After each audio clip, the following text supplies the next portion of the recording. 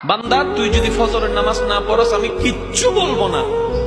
তুই ঘুম থেকে উঠার আগে সকালবেলার সেই পেটের ক্ষুধা নিবারণের নাস্তা আমি রাজ্জাক রিজিক ব্যবস্থা করে দিব।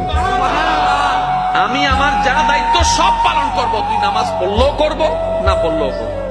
আমি দিলেই তোর খাবার, আমি দিলেই খাবারটা রান্না হয়, আমি দিলেই খাবারটা হাতে উঠে, আমি শক্তি দিলেই তো মুখে যায়, আমি ডুব গিলার ক্ষমতা দিলেই তো তুই ডুব গিলতে পারিস।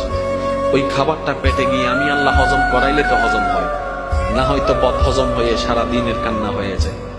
আমি আল্লাহ স্রষ্টা হিসেবে যা করার সব করব। তবে আমি তোকে নতুন করে বলবো না নামাজ পড়, আমি তোকে বলবো না সুদ খাইস না, আমি তোকে বলবো না বউ পিটিস না, আমি তোকে বলবো না যৌতুকের জন্য অত্যাচার করিস না, আমি তোকে কিচ্ছুই বলবো না ওর জায়গা দখল করিস না, আমি তোকে কিচ্ছু বলবো না তুই যখন আমার চোখের সামনে অন্য জায়গা দখল করে তুই যখন দেওয়াল তুলবি